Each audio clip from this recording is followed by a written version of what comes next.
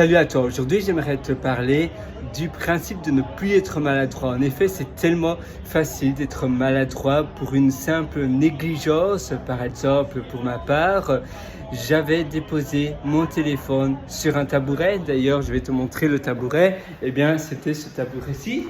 J'ai déposé mon téléphone et puis j'ai vu que le sol était un petit peu sale. Alors, j'ai pris une serviette. J'ai pris plutôt un tissu et j'ai essuyé le sol. Et puis après, distraitement, je soulève le tabouret parce qu'il y avait des choses en dessous du tabouret et également un peu de nourriture de la veille, du dîner de la veille. Et boum, mon téléphone, eh bien, il poche, il glisse et tombe par terre. Et j'aurais pu éviter cela. Distraitement, j'ai mis mon téléphone sur le tabouret. Je soulève parce que je veux nettoyer et finalement j'oublie que mon téléphone se trouve sur le tabouret. Tu vois, tu as plein de négligences comme cela. Il faut être attentif. Et le principe de base, c'est toujours être attentif et finalement prédire ce qui pourrait arriver par la suite. Parfois, notre cerveau fonctionne au ralenti ou bien on pense à des choses, on pense, on rumine et on n'est pas dans l'instant présent. Et l'importance d'être présent, l'importance d'être conscient de tout ce qui t'entoure, eh bien, c'est un principe de base.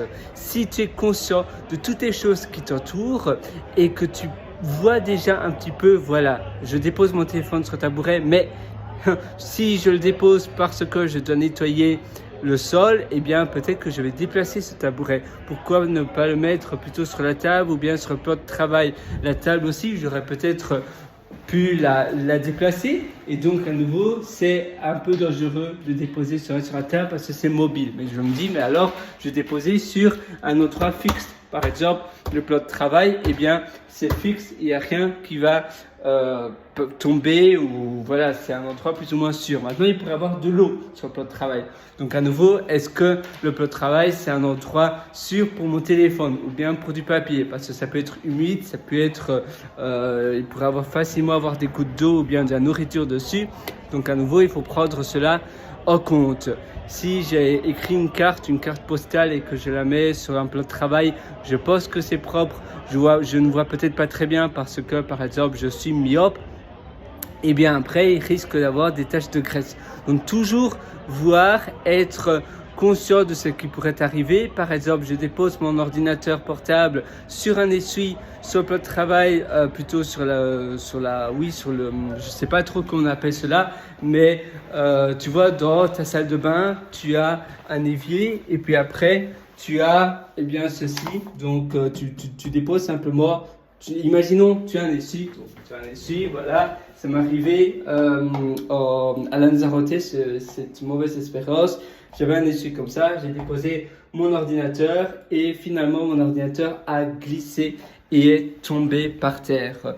Parce que, évidemment, un essuie, ce n'est pas stable, ce n'est pas un endroit stable. Donc, toujours apprendre de ses erreurs, se dire, ben voilà, c'est arrivé une fois, c'est comme ça, on sait rien y faire, c'est tombé, mais comment je pourrais éviter cela à l'avenir? Comment je pourrais faire en sorte que cela n'arrive plus par la suite dans le futur. Et ainsi, tu vas construire ta vie pour toujours être une meilleure version de toi-même par rapport à hier. Moi, je te souhaite tout le meilleur du fond du cœur. Si tu veux en apprendre beaucoup plus d'ailleurs, je te conseille mes ateliers qui se trouvent sur mon site pierreloiter.com. C'est pierrewriter.com. Et là-dessus, tu as pas mal d'ateliers que je t'ai concoctés. Tu as belle vie, tu as intérieur qui propulse et tu as aussi immersion profonde, la méthode Deep. Et enfin, tu as mes 2 livres que j'ai publiés sur Amazon et tu as aussi un lien sur le menu du haut qui se trouve sur mon site pierrewriter.com. C'est pierrewriter.com. Je te souhaite une excellente journée, une excellente vie du fond du cœur et à une prochaine. Ciao.